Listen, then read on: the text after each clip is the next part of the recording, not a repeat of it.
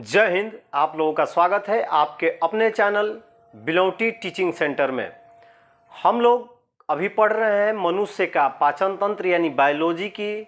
इस सप्ताह की ये तीसरी क्लास है। आप लोगों की 2 ही क्लास होती है, लेकिन ये आधा मैंने पढ़ाया थे, पार्ट 1 पढ़ाया था। यदि आपको 4 दिन 5 दिन बाद इसको पढ़ाता तो आपको समझ में कुछ नहीं आने वाला था। इसीलिए मैं आज बायोलॉजी की तीसरी क्लास लेके आया हूं, ताकि आप लोगों का जो ये मनुष्य का आहार नाल है, मनुष्य में पोषण, मनुष्य का पाचन तंत्र, आपको क्लियरिटी हो जाए, समझ में आ जाए। हम लोग अभी तक पढ़े हैं मुख, ग्रसनी, ग्रास नली और आमाशय, यानी हमारे जो विभिन्न प्रकार से आते हुए भोजन चारों ग्रंथियों से निकलता है, चारों अंगों से निकलता है। अब हम चलेंगे अपने अगले पड़ाव पे। जो भी इस वीडियो को देख रहे हैं पहली बार, वो चैनल को सब्सक्राइब करें, बेल आइकन को प्रेस करें, ताकि वीडियो आए तो नोटिफिकेशन आप लोगों के पास पहले आए। और जो पहले से इस चैनल को सब्सक्राइब कर लिए हैं तो वीडियो को देखेंगे, अपने नोट कर लेंगे और लाइक शेयर जरूर करेंगे। चलिए, तो हम आज पढ़ेंगे 5वें भाग को, यानी छोटी आंत, स्मॉल इंस्टेटाइन। छोटी आंत होती क्या है? मुख्यतः भोजन जो है जब आमाशय से लेई के रूप में, मैं आपको बताया था कि आमाशय में आके भोजन क्या होता है, प्रोटीन का थोड़ा पाचन होता है, वसा का भी आंशिक पाचन होता है, वो पेप्टोन में बदल जाता है पेप्सिन एंजाइम की सहायता से, और वो लेई बन जाता है। यानी हम जब खाते हैं ठोस पदार्थ, लेकिन जैसे ही वो अंदर जाता है वो लेई बन जाता है। अब उसके बाद क्या होता है कि आमाशय से छोटी आंत में भोजन पहुंचता है, यानी आमाशय के जस्ट नीचे जो रचना होती है वो होती है छोटी आंत, जो आहार नाल का सबसे बड़ा भाग होता है। छोटी आंत क्या होती है? जो हमारे पाचन तंत्र है उसका सबसे बड़ा भाग जो होता है वो क्या होता है? छोटी आंत होती है। ये जो होती है सबसे बड़ी भाग होती है। और इसमें क्या होता है कि जैसे ही भोजन लेई के रूप में हमारी छोटी आंत में आता है, तो ये क्या होता है, यहाँ पर लीवर और पेंक्रियाज द्वारा कुछ रस स्रावित होते हैं, जिसकी उपस्थिति में छोटी आंत में भोजन पचता है। यानी संपूर्ण भाग जो होता है हमारी छोटी आंत में ही पचता है। तो चलिए देखिए इसको। छोटी आंत आहार नाल का सबसे लंबा भाग है, जिसमें पाचन क्रिया संपूर्ण होती है। मनुष्य में इसकी लंबाई 6 मीटर होती है। याद रखिएगा, इसमें लंबाई मनुष्य में कितनी होती है? 6 मीटर, तथा चौड़ाई 2.5 सेंटीमीटर होता है। यह 3 भाग, यह इसके कितने भाग होते हैं? 3। ग्रहणी, जेनुनम और इलियम में बटा होता है। ग्रहणी छोटा आंत का पहला भाग है, जो आमाशय पाइलोरिक के ठीक बाद शुरू होता है। यानी जैसे ही भोजन कहाँ से? आमाशय से ठीक कहाँ आता है? ग्रहणी में आता है, जो कि छोटी आंत का पहला भाग होता है, जो आमाशय के ठीक नीचे शुरू होता है। यह सी आकार का होता है। ग्रहणी का आकार कैसा होता है? सी आकार होता है। ग्रहणी में लगभग बीचों बीच एक छिद्र के द्वारा एक नालिका खुलती है। यह नालिका 2 विभिन्न नालिकाओं से जुड़ी रहती है, जिसमें एक अग्नाशयी वाहिनी तथा दूसरी मूल पीत वाहिनी होती है। अब देखिए, ग्रहणी जो है वो बीचों बीच छिद्र से 2 नालिकाओं में खुलती है, जिसमें एक अग्नाशयी वाहिनी और दूसरा पित्त वाहिनी। तो अग्नाशयी वाहिनी जो होती है, मैंने क्या बोला, इसमें स्राव होता है, हार्मोन्स का क्या होता है? स्राव होता है। तो अग्नाशयी वाहिनी जो होती है वो अग्नाशय से आती है, और मूल पित्त वाहिनी जो है हमारे लीवर से आती है, जिससे पीत का स्राव होता है। जेनुनम छोटी आंत का मध्य भाग है, तथा इलियम छोटी आंत का बड़ा भाग है, जिसमें भोजन के पाचन का अंतिम रूप से समाप्त होता है। भोजन का पाचन अंतिम रूप से समाप्त होता है।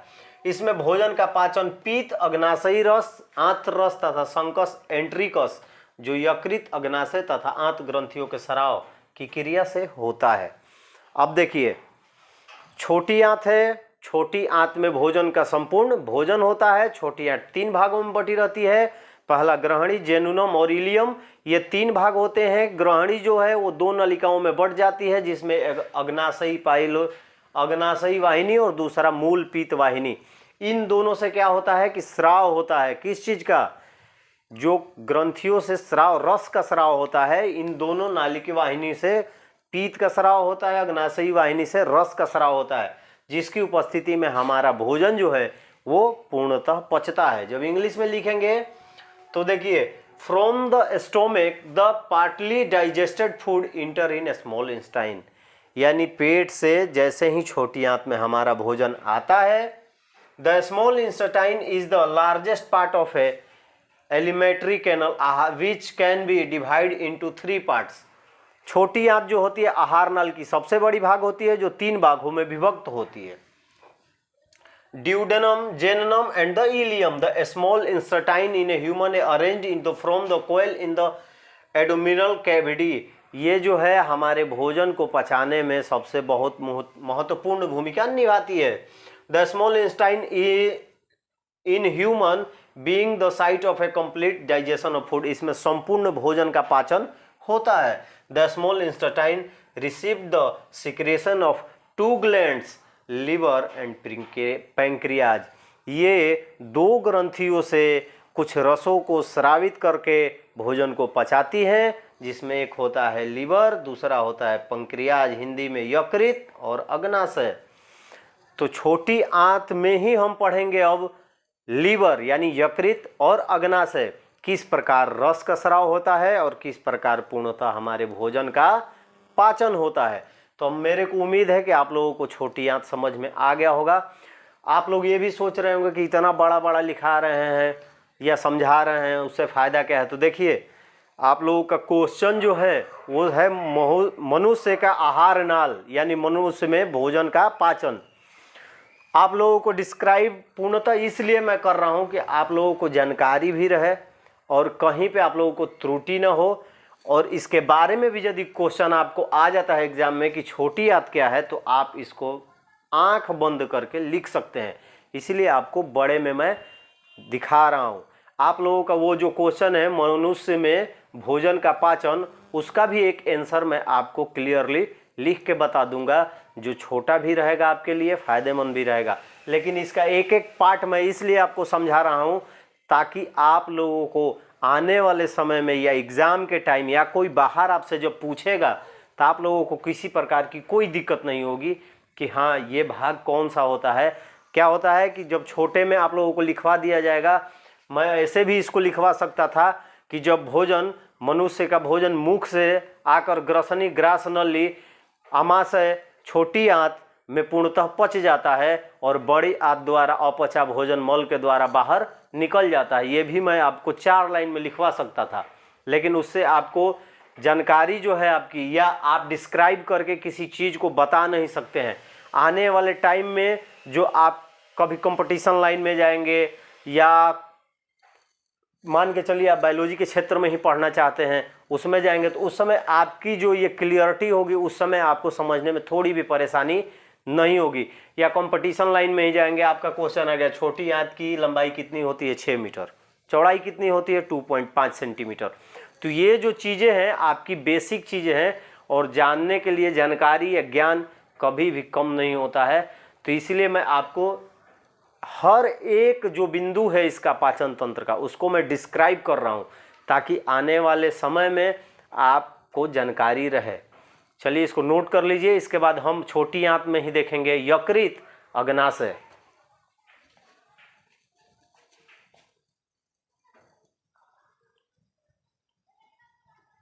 हम लोग पढ़ रहे हैं अभी मनुष्य का आहार नाल, जिसमें हमारा 5वां जो है पॉइंट, जो या 5वां जो अंग है जिससे भोजन पूर्णतः पचता है, उसकी चर्चा हो रही है, यानी छोटी आंत। तो छोटी आंत में हम लोगों ने पढ़ा कि अग्नाशयी रस और मूल पित्त वाहिनी, यानी ये दोनों स्राव जो होता है वो 2 ग्रंथियों से होता है, यानी यकृत और अग्नाशय।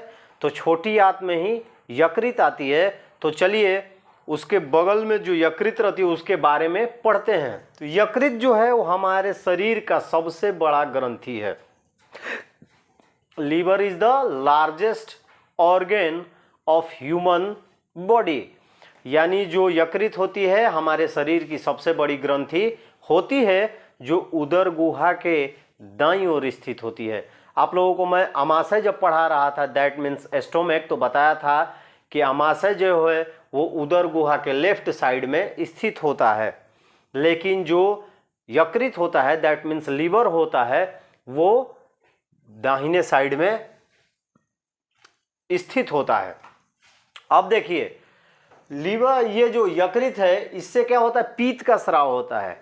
The liver produce the bile, ये क्या करती हैं, पीत छोड़ती हैं, पीत का स्राव इससे होता है, जिसका संचयन कहाँ होता है, गॉल ब्लैडर में होता है। जिसका संचयन कहाँ होता है, पित्ताशय में होता है, जिसको इंग्लिश में गॉल ब्लैडर कहा जाता है। इससे छोटी छोटी यकृत नालिकाएं निकलती हैं जो कि यकृत नालिकाओं से जुड़कर यानी उसके मूल नालिकाओं से जुड़कर मूल पीत वाहिनी का निर्माण करती हैं। मैं आपको छोटी याद में पढ़ाया कि अग्नाशयी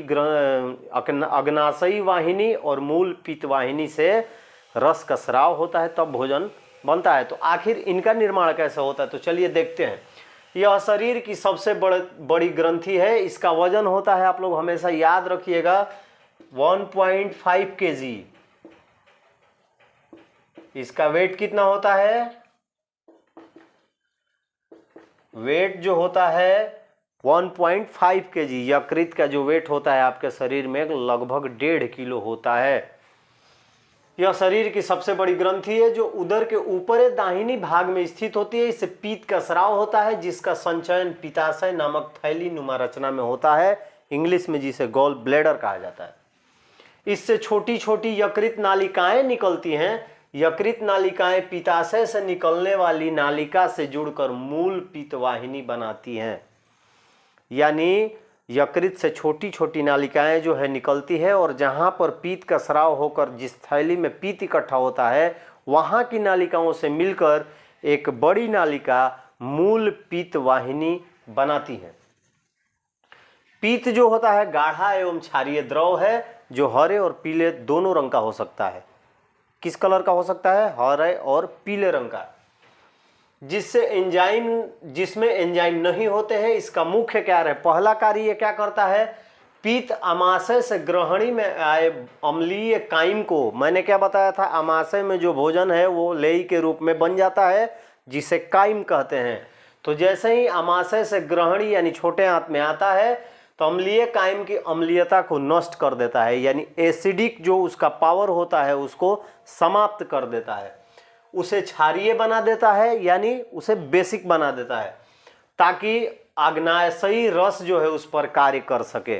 पहला कार्य क्या करता है कि जो अम्लीय भोजन आता है उसकी अम्लीयता खत्म करके क्षारीय बना देता है, ताकि अग्नाशय से आने वाला जो रस है उसको पचाने में सहायता कर सके।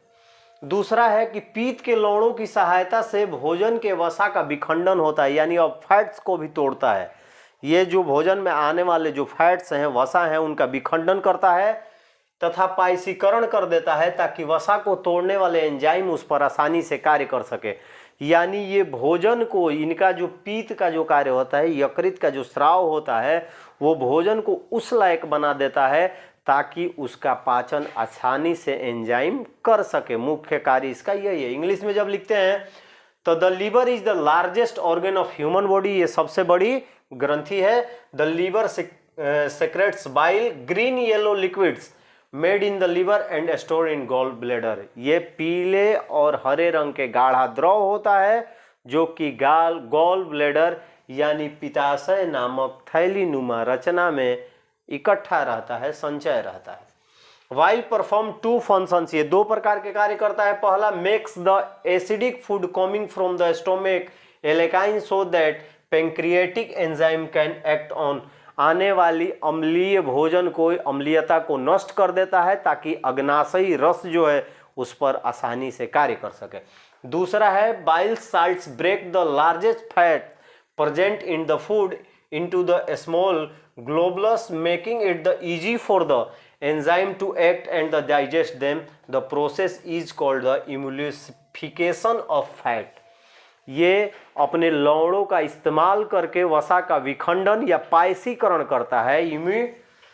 यूमिलिफिकेशन, जिसे हम पायसीकरण कहते हैं, ये वसा को तोड़ देता है, तोड़कर पायसीकरण कर देता है ताकि उस पे एंजाइम अच्छी तरह कार्य करके उसको पचा सके।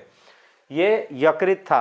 अब यकृत से मूल पित्तवाहिनी के बारे में हम लोग पढ़े, जबकि हम आपको जब पढ़ा रहे थे छोटी आंत तो आपको बताया है कि अग्नाशयी वाहिनी और मूल पित्त वाहिनी ये जो है यकृत और अग्नाशय से निकलती है। तो अब आप लोगों को समझ में आ गया होगा कि छोटी आंत में मूल पित्त वाहिनी क्या होती है, उसका स्राव क्या होता है। अब क्या पढ़ेंगे, अग्नाशय यानी अग्नाशयी वाहिनी के बारे में, और फाइनल इसके बाद आप लोगों का लगभग जो है वो भोजन पच जाएगा। और फिर आखिरी पॉइंट होगा अग्नाशय के बाद आपका बड़ी आंत, जिसमें से अपचा भोजन बाहर निकलता है। तो इसको नोट कर लीजिए। चलिए हम आगे पढ़ते हैं अग्नाशय।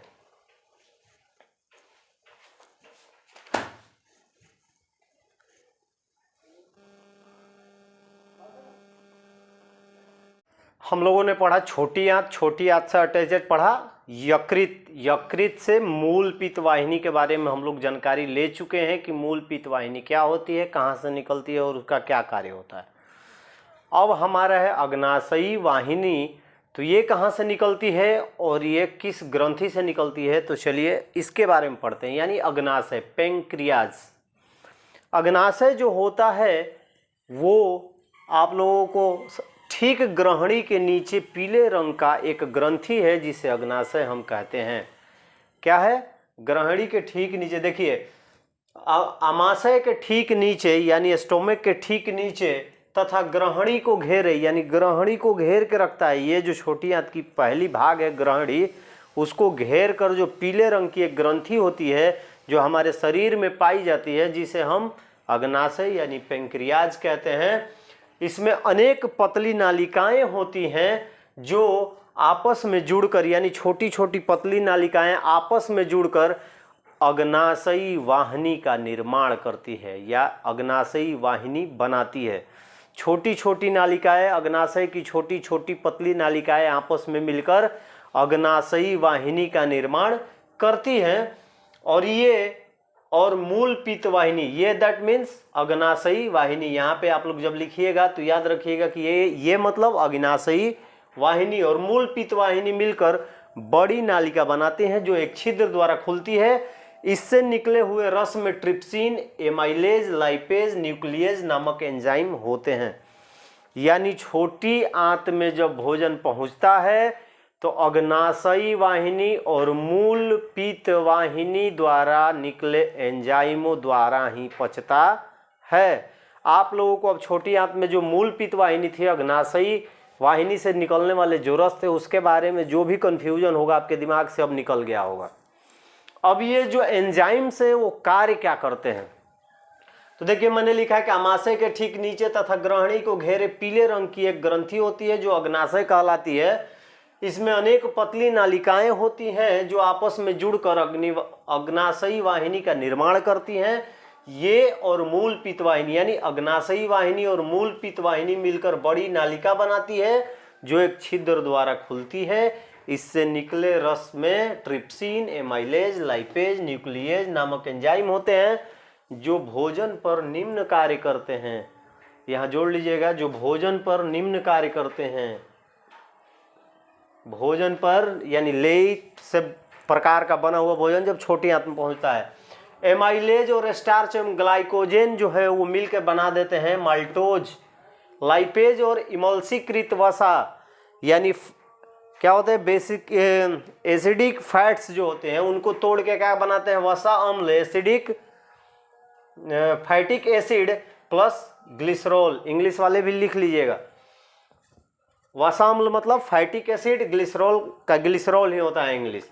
एमाइलेज इंग्लिश एमाइलेज ही होता है, स्टार्च स्टार्च होता है, ग्लाइकोजेन ग्लाइकोजेन ही होता है, माल्टोज का माल्टोज ही होता है, लाइपेज का लाइपेज, इमल्सीकृत वसा यानी एसिडिक फैटिक। अब न्यूक्लियेज जो है न्यूक्लिक एसिड, ये दोनों मिलके बना देते हैं न्यूक्लियोटाइड्स। यानी एंजाइम जो है भोजन पे अपना पूर्ण प्रतिक्रिया करना चालू कर देता है। अब देखिए छोटी आंत में मैं पढ़ाया था मूल पित्त वाहिनी, अग्नाशयी वाहिनी तथा आंत्र रस। यानी अब आगे चलेंगे। छोटी आंत की दीवारों में कई प्रकार की ग्रंथियां पाई जाती हैं। इनका स्राव आंत्र रस या सक्कस एंटियस कहलाता है। आंत्र रस के एंजाइम भोजन पर निम्न कार्य करते हैं। आप लोग देखिए छोटी आंत को जो आप लोग नोट कर लिए हैं तो उसको देखिए, उसमें लास्ट में मैंने लिखवाया था कि मूल पित्त वाहिनी, अग्नाशयी वाहिनी तथा आंत रस के स्राव के द्वारा भोजन का पूर्ण पाचन होता है। तो छोटी आंत की जो दीवारें हैं, जो 6 मीटर लंबी 2.5 सेंटीमीटर चौड़ी दीवारें हैं, उनसे कई प्रकार की ग्रंथियां पाई जाती हैं जिनसे स्राव होता है, आंत रस जिसे कहा जाता है। यह सक्कस एंटियस कहलाता है, सक्कस एंटियस। अब देखिए पेप्टाइडेट्स जो है पेप्टोन के साथ मिलकर एमिनो एसिड बना देता है। इंग्लिश वाले भी यही सेम लिखेंगे, अम्ल की जगह एसिड लिख लेंगे। लाइपेज प्लस बची हुई इमल्सीकृत वसा, ऊपर मैंने बताया था आपको, ये बनाता है acidic फैटिक acid plus glycerol. Invertase और माल्टोज मिलके ग्लूकोज और ग्लूकोज। और आपको पता होगा कि प्रकाश संश्लेषण की क्रिया मैंने पढ़ाया था कि सूर्य के प्रकाश में क्लोरोफिल की उपस्थिति में कार्बन डाइऑक्साइड और जल मिलकर ग्लूकोज और ऑक्सीजन का निर्माण करते हैं। तो जब ग्लूकोज बन गया तो भोजन का पाचन हो गया, यानी हमारा पोषण हो जाएगा।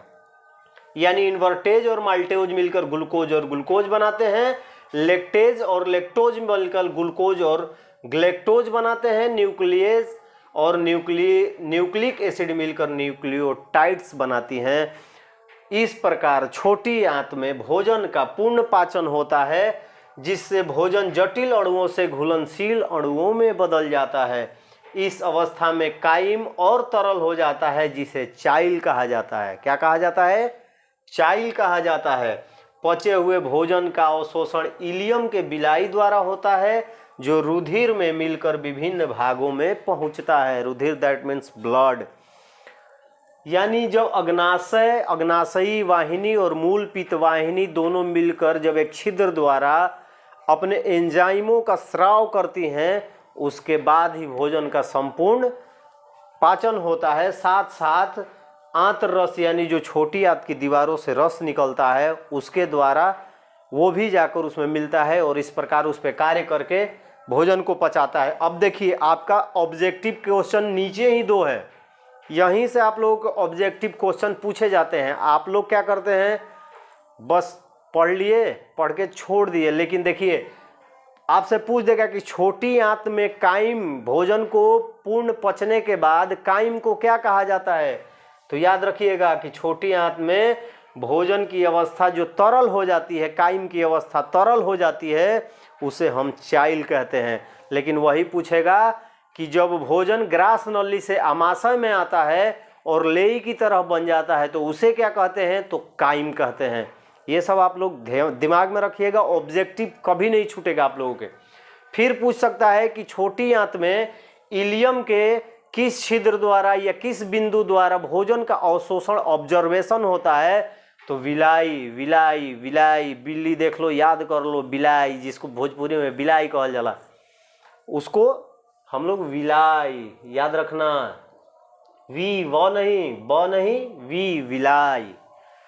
तो ये आपके 2 ऑब्जेक्टिव, 3 मैंने आपको ऐसे ही ऑब्जेक्टिव बता दिया।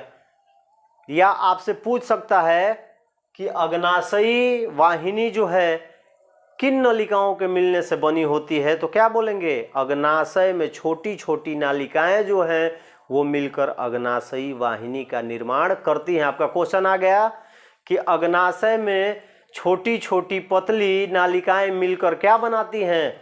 तो आप लोग डायरेक्ट आंसर मारेंगे अग्नाशयी वाहिनी। और यकृत की छोटी छोटी नालिकाएं जो हैं वो मिलकर क्या बनाती हैं? तो मूल पित्त वाहिनी। अब देखिए, हमारा भोजन यहाँ पच गया, लेकिन क्या भोजन हम खाते हैं तो पूर्णतः पच जाता है? नहीं। जो वेस्ट पदार्थ है वो कहाँ से निकलेगा? तो अगला जो हमारा टॉपिक होगा वो होगी बड़ी आंत, जहाँ से बचा हुआ अपचा भोजन मल द्वार से मल के रूप में बाहर निकल जाता है। आप लोगों का भोजन पच गया है, इसको नोट कर लीजिए। अगला पॉइंट फिर हम पढ़ते हैं। आज यानी अग्नाशय को हम लोग इंग्लिश में समझ लेते हैं। उसके बाद हम पढ़ेंगे बड़ी आंत यानी लार्ज इंस्टेटाइन। मैंने इंग्लिश छोड़ दिया था, बहुत मारेगा सब सीबीएसई वाला मेरे को। तो चलिए इसको समझ लेते हैं। देखिए, pancreas, the pancreas secrets pancreatic juice which contains the enzyme pancreatic amylase for the breaking food down start, trypsin for a digesting proteins, and the lipase for breaking down the emulsified fat। इमल्सीकृत वसा जो है उसको तोड़ने के लिए क्या होता है, लाइपेज जो है उसको तोड़ता है, और ट्रिप्सिन जो है वो प्रोटीन को तोड़ता है यानी उसका पाचन करता है, और जो अग्नाशयी रस जो होता है वो क्या करता है, इनका जो एंजाइम के द्वारा इनका पाचन शुरू कर देता है। The wall of A small Einstein यानी छोटी आंत की दीवार जो है वो क्या करते हैं, कंटेन ग्लैंड्स अपनी ग्रंथियों द्वारा विच प्रोड्यूस इंस्टेटाइन जूस जो कि आंत रस जो है उसका स्राव करती हैं। The enzymes present in the finally convert the protein into the amino acid complex carbohydrates into the glucose and the fat into the fatty acid and glycerol। ये क्या करती हैं, ये जो एंजाइम है ये कन्वर्ट करती है भोजन को, प्रोटीन को अमीनो अम्ल में, कार्बोहाइड्रेट को ग्लूकोज में, और वसा को क्या करती हैं, वसा अम्ल में तथा ग्लिसरॉल में चेंज कर देती है। In this way the process of digestion convert the sizeably voluminous and the insoluble elements molecules. ये जो है जटिल पदार्थ जो होता है वो क्या घुलनशील पदार्थ में चेंज हो जाता है। In a small wet soluble molecules and the meet in blood and the reaches in all part of body, और उस प्रकार से हमारे रुधिर यानी खून में पोषक तत्व तो मिल जाते हैं और हमारे शरीर के हर भाग में पहुंच जाते हैं। तो ये इंग्लिश वाले लिख लेंगे। और चलिए अब पढ़ते हैं बिना देरी किए हुए बड़ी आंत, लार्ज इंस्टेटाइन।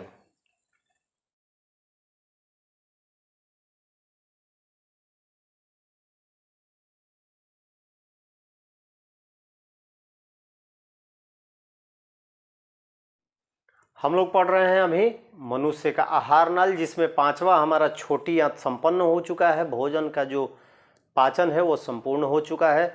अब जो अपचा हुआ भाग है वो उसका क्या होता है, तो उसके यानी छोटी आंत की अगली जो भाग है या छोटी आंत जो है सीधे जाकर अब बड़ी आंत में खुलती है। यानी छोटी आंत का अगला भाग जो होता है वो बड़ी आंत होता है यानी लार्ज इंस्टेटाइन। इसमें ये दो भागों में बटा होता है, कोलन एवं रेक्टम मलाशय में। अब देखिए इसको पढ़ते हैं, ये लिखा हूं मैं, छोटी आंत के अगले भाग बड़ी आंत में खुलता है, ये दो भागों में बटा होता है, कोलन और मलाशय या रेक्टम। भोजन का अपचा भाग इलियम से कोलन से होते हुए रेक्टम में पहुंचता है। यानी इलियम जो है वो छोटी आंत का सबसे बड़ा भाग है और निचला भाग है, जिससे भोजन सीधे कोलन में आता है, कोलन से होते हुए रेक्टम में पहुंचता है, जहां जल अवशोषित हो जाता है तथा अपचा भोजन जो है मल के रूप में बाहर निकल जाता है। The long tube like organ that connected to a small intestine at one end and the anus of the other end. छोटी आंत के पहले भाग और एनस का जो लास्ट, उसका एनस लास्ट भाग है, दोनों मिलकर बड़ी आंत होती है। The large intestine has two parts, ये दो भागों में होती हैं, colon and the rectum. Partly digested food moves through the colon into rectum where water and nutrients and the electrolytes are the removed. वहां से क्या होता है कि मल के द्वारा अपचा भोजन बाहर निकल जाता है। आप लोगों को उम्मीद है कि मनुष्य का आहार नाल यानी मनुष्य में पोषण, मनुष्य का पाचन तंत्र आप लोगों को समझ में आ गया होगा। इसके बाद आपका स्लाइड में डायग्राम आएगा, उसको बना लीजिएगा।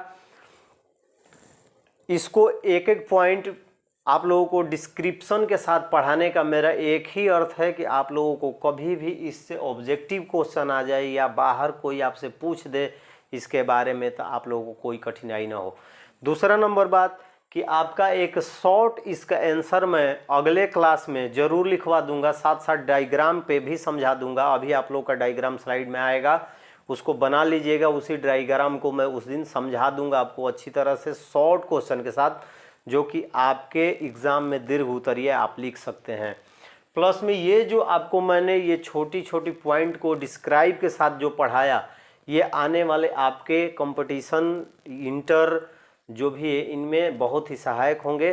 तो चलिए इसको नोट कर लीजिए, आपका स्लाइड में जो डायग्राम आएगा उसको भी बना लीजिएगा। मिलते हैं तब तक अगले वीडियो में। जो इस चैनल को सब्सक्राइब नहीं किए हैं उनसे रिक्वेस्ट है सब्सक्राइब कर लीजिए। आपके लिए अभी और बहुत ही महत्वपूर्ण वीडियोज आने वाली हैं। आपका पूरा सिलेबस ऐसे ही धीरे धीरे चलता रहेगा। और आप लोगों को खुशखबरी है कि बहुत जल्दी ही चैनल से अब मैथ का भी आएंगे प्रश्न उत्तर। मैंने एक टीचर से बात करके रखी है, उनको जैसे ही टाइम मिलता है आप लोगों का मैथमेटिक्स भी चालू हो जाएगा। तो चलिए फिर मिलते हैं कल केमिस्ट्री की क्लास में। तब तक आपको सभी को जय हिंद, सभी का सम्मान कीजिए, मिलजुल कर रहिए।